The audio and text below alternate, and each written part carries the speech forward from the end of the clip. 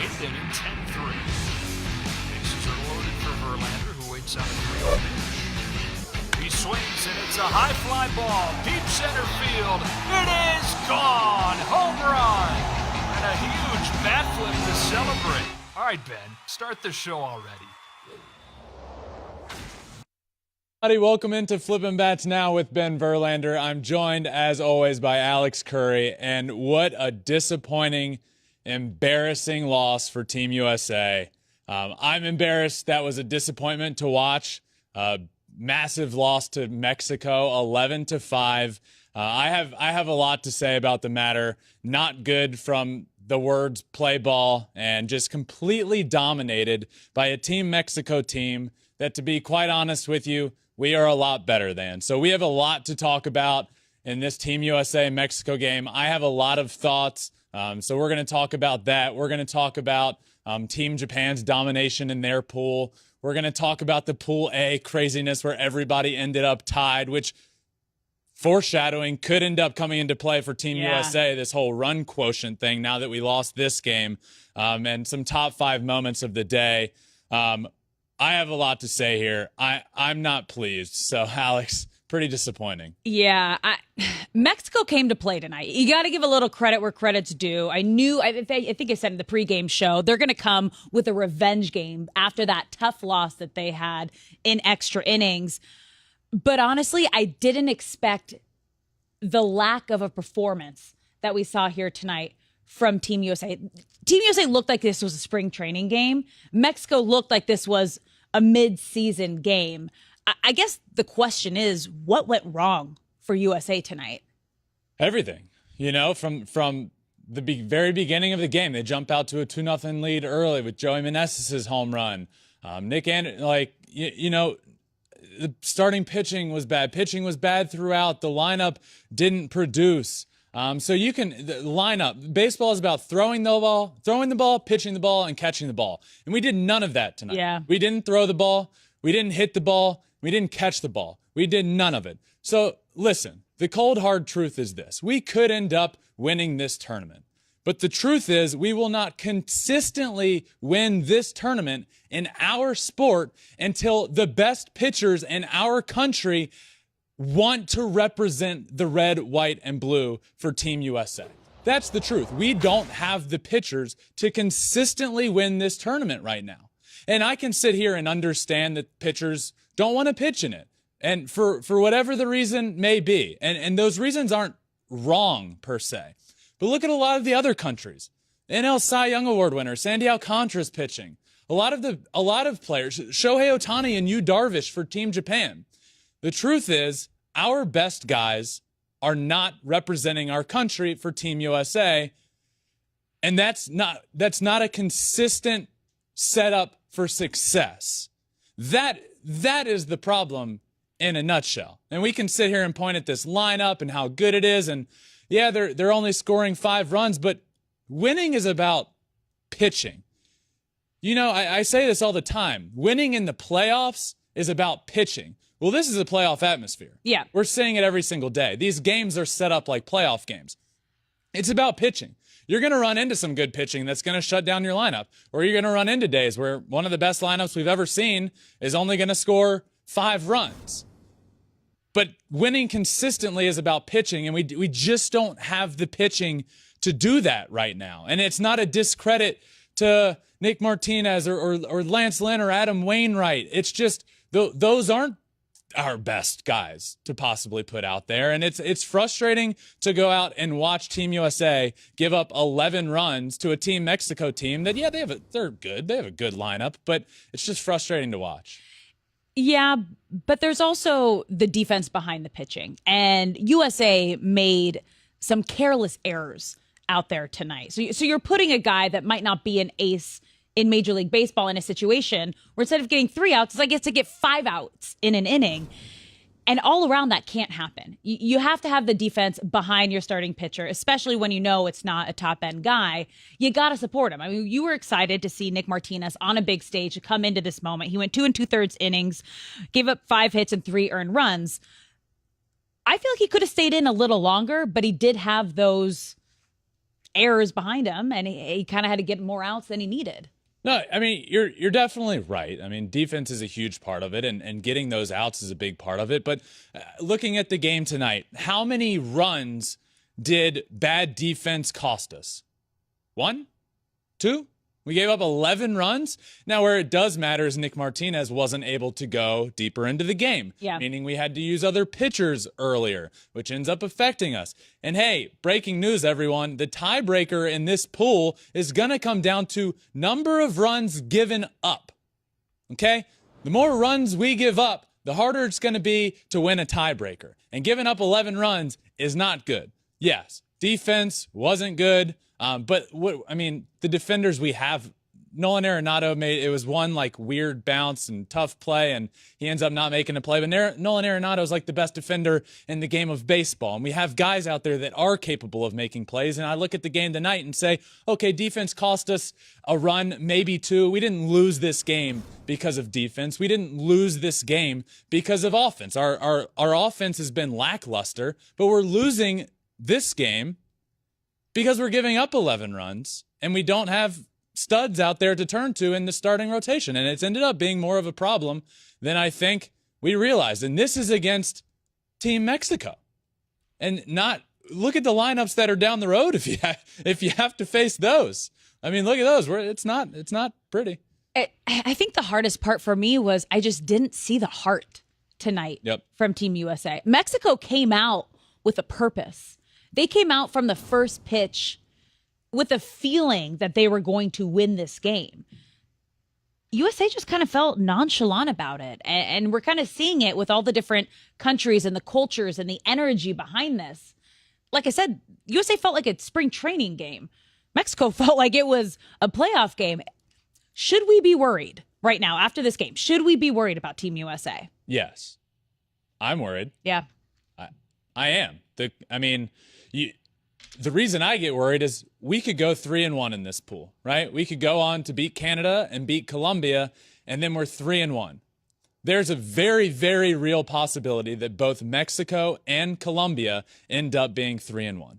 If Mexico beats Canada and Great Britain, they're 3-1. They should win those games. If Colombia beats Great Britain and Canada, then lose to us, then we're all 3-1. And then it's going to come down to number of runs given up divided by number of outs gotten. And guess who's given up a lot of runs? We are. We have. So I'm worried. You look at the Pool C standings right now. Canada's 1-0, beating Great Britain handily. They did 18 runs. They did what you should do. 18 runs. Mercy rule. Yeah. 18-8 victory. Colombia 1-0 with a big win over Mexico, which is now hurting. Mexico 1-1. Yeah. We are 1-1, and Great Britain is 0-2. To answer your question, I am worried. I am worried about what the product I see on the field. Yeah. It's been lackluster performances, and the pitching. I mean, it's not like the pitching. It's just we don't have guys, and then some guys are coming in that aren't on their A game, which is going to happen. Yeah. And then there's really nobody to turn to. You run into a tough position because, well, we have other games to win. So where are we going to go? That's the answer to your question is yes. I am worried. And what we need to be doing now is rooting for every other team in Pool C to be giving up as many runs as possible, because that will be a tiebreaker, is how many runs other teams are giving up. So when you're watching Mexico, when you're watching Colombia, when you're watching Canada, you want them to be giving up runs. This is just weird to look at right now. I don't think I thought we would look at Pool C and ever see USA in the 4th spot. I know we're only 2 games in. We're going to preview USA-Canada later in the show because that's the game tomorrow. But I just want to come back to tonight's game because we got to give some credit to Joey Meneses, who absolutely destroyed USA tonight. He was red hot, 2 home runs, 5 RBI. One of the most incredible bat flips I think I've seen. Like he was red hot. He was red hot, and his story is so cool. He's a guy from Mexico that signs out of Mexico in 2011. And a decade later, hasn't even made his debut yet. Finally, after 10 years, this guy makes his debut and goes off. And I mean, when he signed in 2011, I've played against Joey Meneses in spring training tons of times. And it's like, he's not a guy that's talked about. And now he comes up to the big leagues with the Nationals, hits well over 300, shows a lot of power. Now you're thinking, okay, can he do that again? That was kind of on a dull season with a Nationals team. Like, can he do it? And now we're seeing him hit third for Team Mexico, going 3 for 5 with 2 homers, 5 RBIs, and chucking bats into oblivion. It's a blast to watch for him. Good for him. Yeah. And Joey Meneses is proving that it was no fluke what he's come up and done. He's an absolute stud.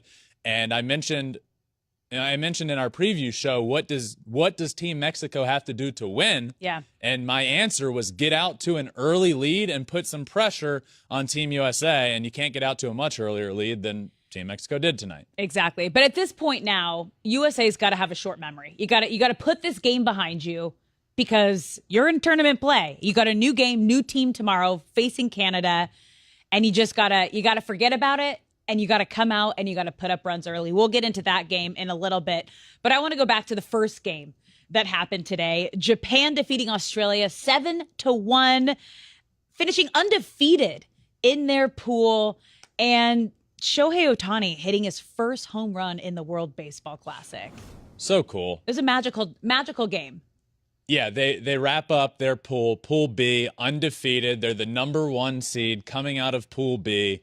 They got it started with a bang early. I woke up, same time. You remember we talked about this yesterday? Oh, yeah. So how was that? A little bit of a sidetrack here. I asked you, because the game was at 3, right? But the time changed. At 2 o'clock became 3 o'clock. So I didn't realize it was that time of year to change the clocks until the last second. So I was going to set an alarm for 2:45. What'd you do?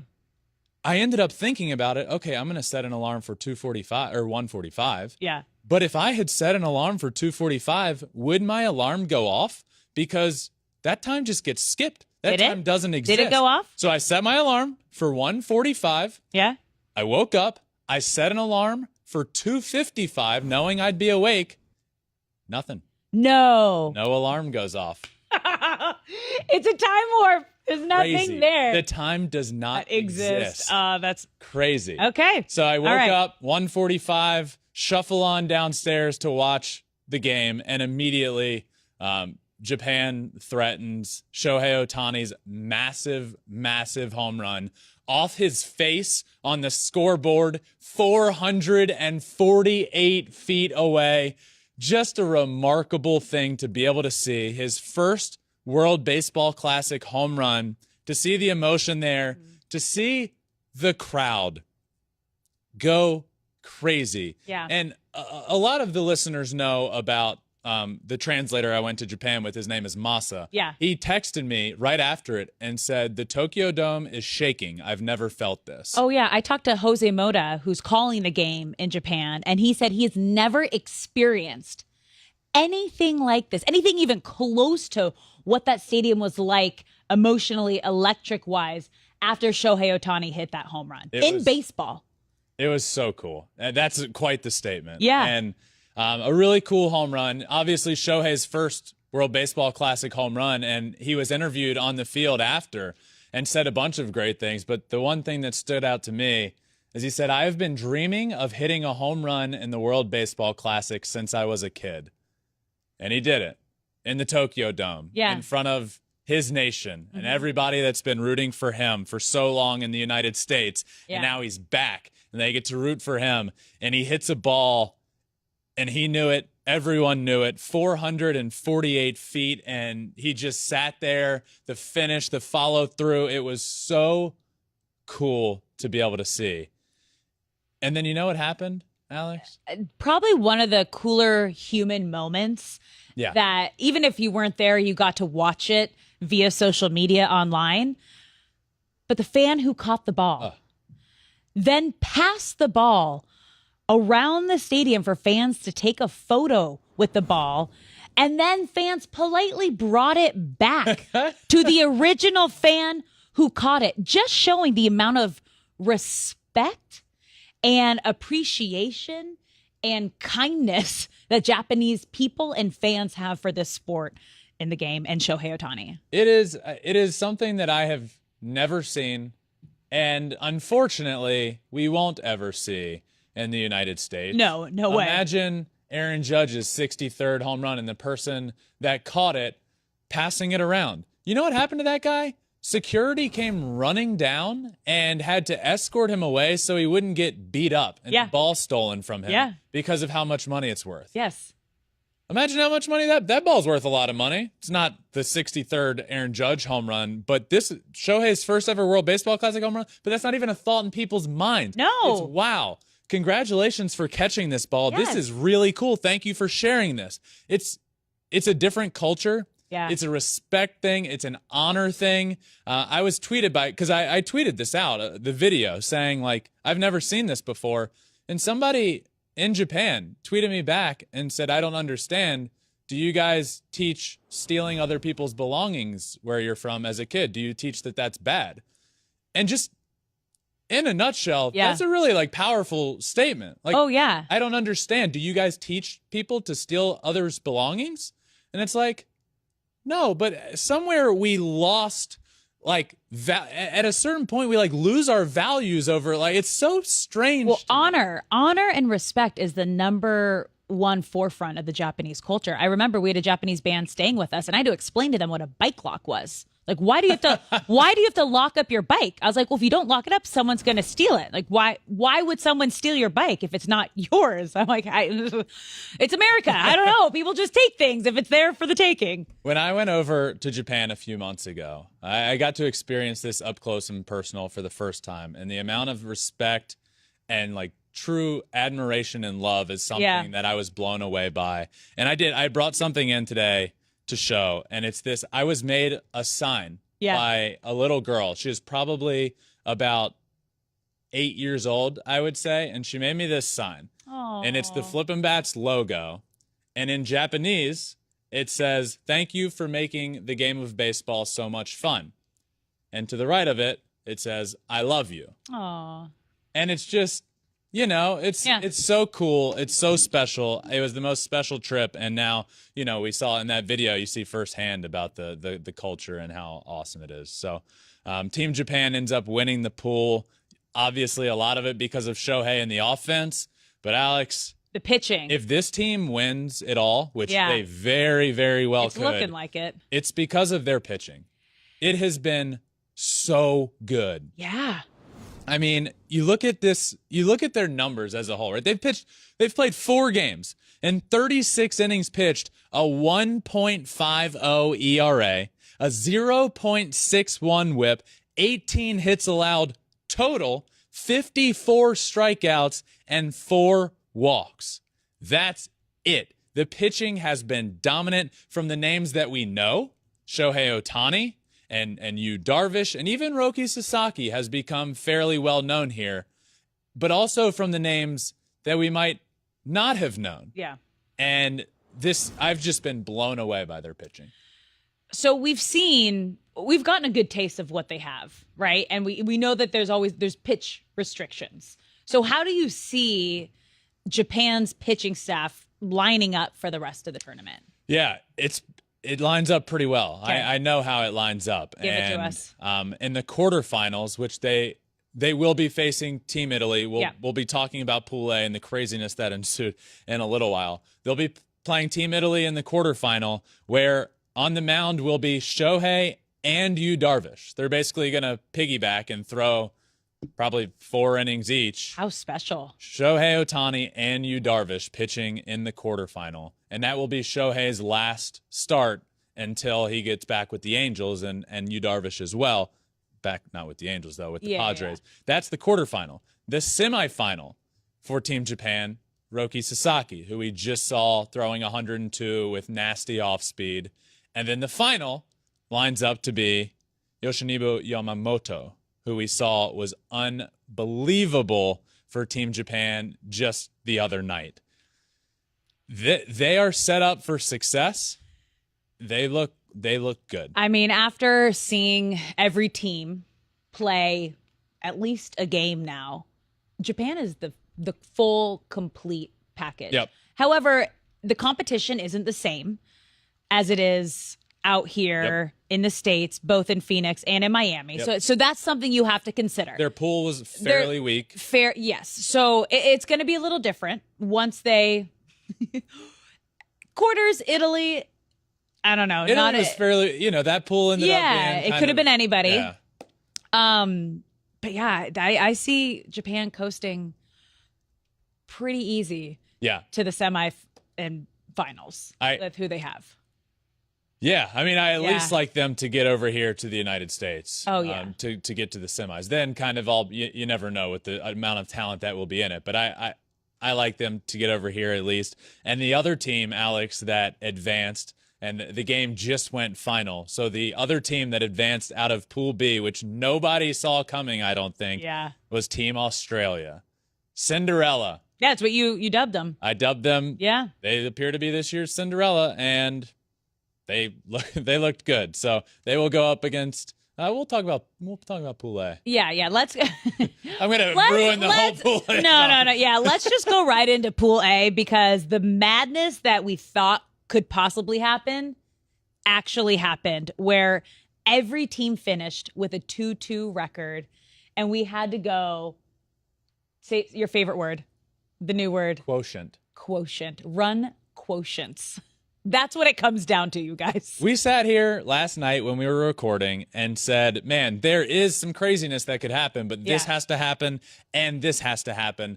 Both things did happen. Cuba won and Italy beat the Netherlands, meaning every single team in Pool A from top to bottom, 1 through 5, finished 2-2.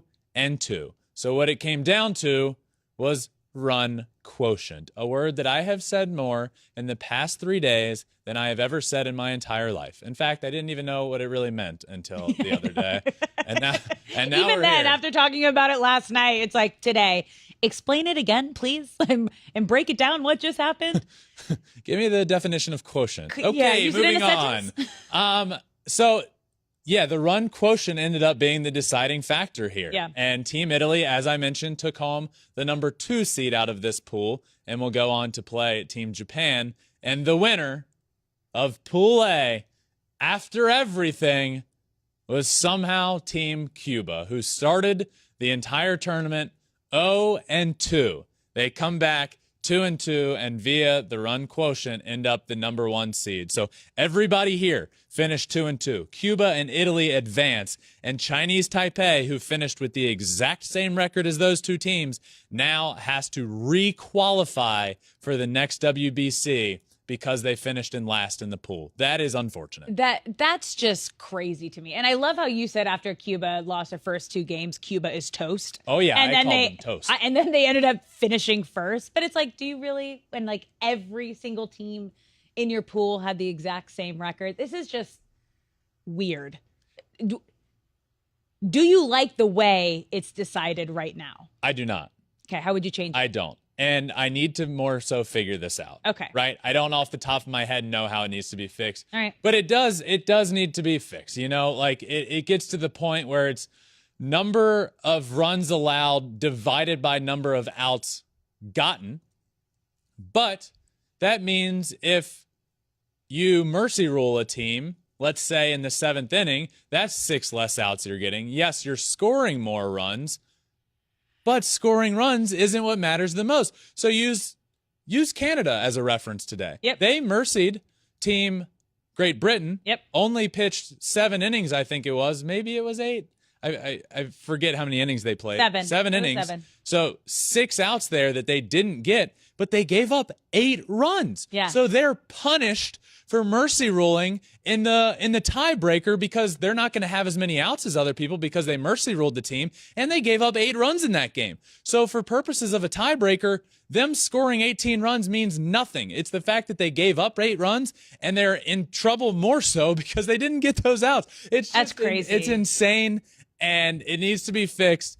And I will by the next WBC. So tune back in to Flippin Bats in 3 years, and I will have the tiebreaker solution to a T. Okay. Trust me. It's a little too far of a preview. Let's go to a shorter look ahead to USA Canada tomorrow night, okay? Because USA's got to turn things around. How do they bounce back from this embarrassing loss to Mexico tonight?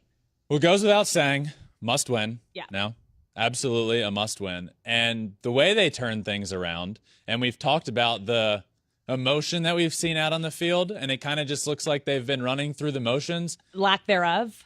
Yes. Yeah. We got the guy on the mound that we need.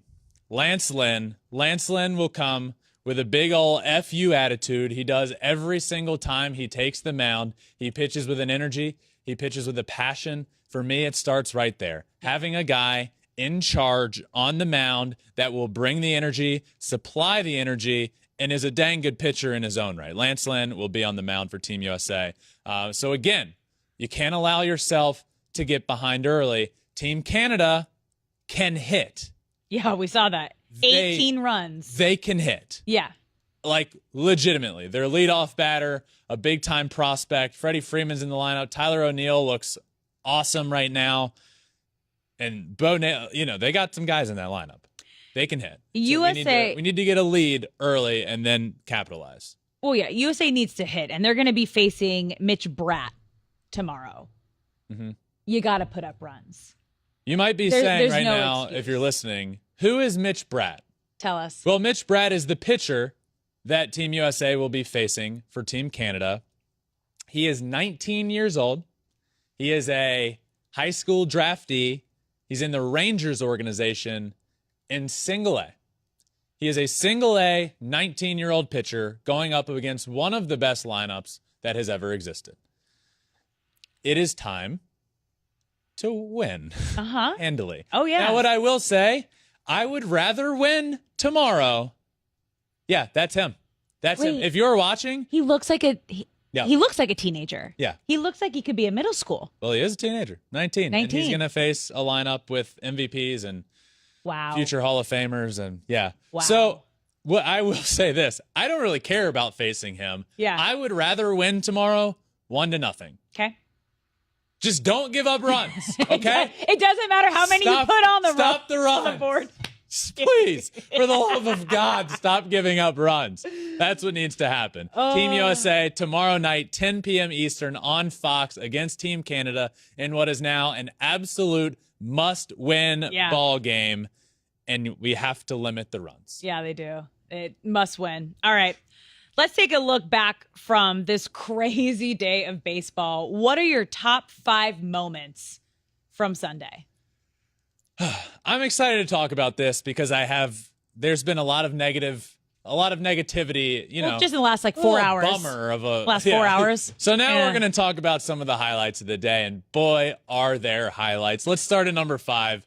Garrett Stubbs, Astros, Phillies legend, coming through for Team Israel. Tie game, 1-1, bottom of the 8th, bases loaded, 2 outs, and he hits a ground rule double, scoring 2 runs, giving Team Israel a 3-1 lead. He's absolutely amped up for his squad, obviously, and they go on to win that game because of him. So really cool moment there. Moment number 4, the moment Italy found out they advanced. This was really, really cool. So we talked about the Pool A scenario. Yeah. And it's like, okay, Team Italy won and did what they needed to do. Now everybody is 2-2. Who advanced? Well, Team Italy didn't know.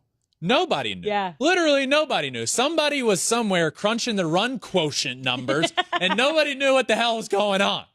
So Team Italy, down on the field, finally finds out because the scoreboard flashes. Congratulations to the teams heading to Japan for the quarterfinals, Team Cuba and Team Italy. And Team Italy was out on the field, saw the scoreboard, and started jumping up and down, running all around. Mike Piazza, look at Hall Mike. of Fame catcher, manager of Team Italy, hands in the air. It was so cool and something you literally never see because when does something like this ever happen? It was awesome. It doesn't. I got to be honest.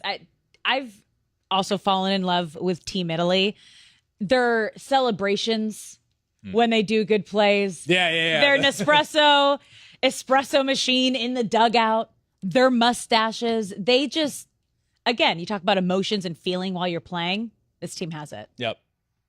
Yeah, what a moment. That was cool. All right. Moment number 3. The moment.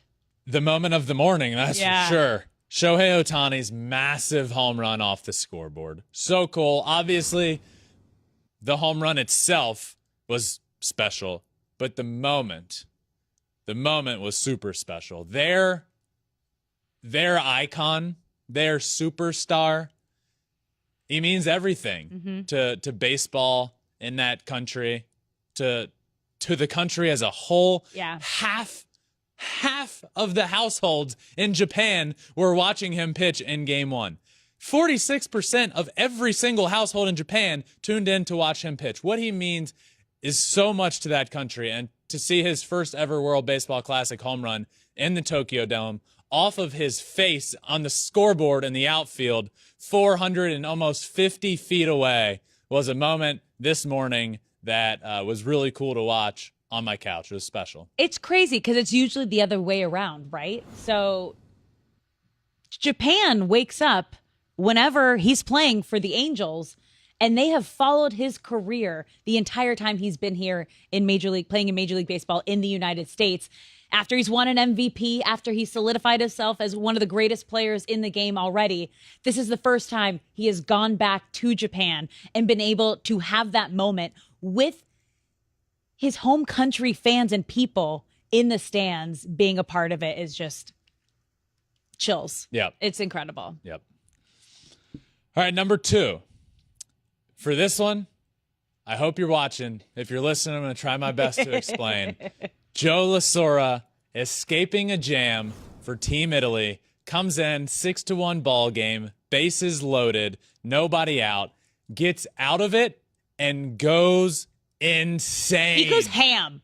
He's losing his mind. He's losing his mind. Hat off, glove off, screaming at the top of his lungs. I am him. Chest getting bumping. into the dugout, chest He's bumping. chest bumping every single teammate as he walks in. He's in the dugout now. Arms are flaring, going up against every guy in the wall. Like, it is mayhem.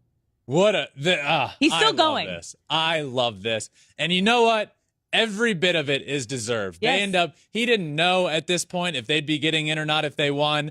This mattered. 6-1 ball game, comes in with the bases loaded and nobody out. To get out of that situation, let it out, young man. Yeah. Let it out. It was so cool to see that celebration.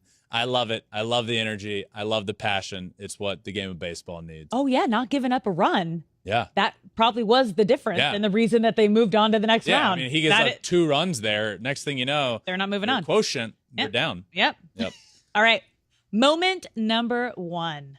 Moment number 1 was the moment in the Tokyo Dome that happened right after Shohei hit that home run, and the girl caught the ball in the stands and passed it around to everybody that wanted to see it in the stands, and ultimately it being returned to her. How cool. The honor, the respect you have to have for one another in the stands to be able to do that. We don't see that here. I've never seen that in my life. You see a home run ball in the United States, it's a dog pile to get it, and then you're running the other direction. To see that in the stands with a home run ball that meant a lot to the entire nation, means a lot to Shohei. He is very vocal about, he said, as a kid, I dreamed about hitting a home run in the WBC. And that's the ball that finally got that done. And for them to be in the stands just passing it around because they care, because they care about everybody around them and they want to share a moment with people, man, that's a statement that's larger than just baseball. Like that speaks volumes to their culture, speaks volumes to the people, and the rest of the world can learn a lot. Oh, yes. We can. From them. Yes, we can. Yeah. That was magical. Yeah, really cool. What a day. Oh, what a day. And I look, I'm not running on a ton of sleep here, Alex. Last night was probably the most sleep I've gotten in a while. I think I got 5 hours. Is that what I said? Yeah, split up. You took a 2-hour nap and then 3-hour nap. 2 different sessions. After took a Japan. 2-hour nap. Yeah. And then a 3-hour after Japan. Nap. Went to bed for 3 hours. Yeah. So I'm not running on a ton of sleep. And then for Team USA to to pull out the performance they did today just put me in a daggum bad mood. I know. That was a brutal. We were all watching the game, having dinner Look at together. the wall right now. I am sad. That's me. I am sad. That's me. Sad. But again, I am loving every single second of this tournament. This is the World Baseball Classic that forever changed it moving forward. I hope everybody's watching. I hope we're seeing the crowds and learning from things. I hope Team USA pitchers are watching saying, you know what, I want to be a part of this next time. I hope every player that's not playing says, this is what I want to be a part of. I really do. And this tournament just continues to grow. The game of baseball continues to grow. And that's what this show is all about, my friends, is growing the game of baseball together and talking about it and talking about how fun it is and just having a good time all together. The Flippin Bats community is one of the best, and this WBC has been an absolute blast. It has. We've officially hit every emotion. We haven't been angry and upset yet. And now you got it. We got excitement. You cried. You've been overjoyed. You've been shocked. Tired. You've been tired. And now you've been mad and angry and embarrassed and pissed. And that's okay. We got to turn the page. You got to have a short memory. It's baseball. We have another game tomorrow against Canada and USA. You can turn it around. Sure. You can do it. Forget about tonight. Let's worry about tomorrow and let's win the game against Canada. Absolutely. Hey, perfect. Short memory indeed. Tomorrow it all happens again. We will be back for another Flippin' Bats Now live pregame show for the USA game at 9:45 Eastern, 6:45 Pacific. And then again, live immediately post-game recording our new episode. And it'll drop immediately after. Thank you all for listening. Today was a blast. And then Team USA, you got to turn it around. And I believe they will tomorrow. So thank you all for listening. Make sure you subscribe anywhere you listen to your podcast, Apple, Spotify, and we're also on all social media, Twitter, Instagram, Facebook, TikTok, and you can watch every episode on YouTube as well, at Flippin' Bats Pod for all of them. For another episode of Flippin' Bats Now, World Baseball Classic rolls on. Thank you all for listening, and we will be back tomorrow for the pregame show. Thanks for listening, guys. See you.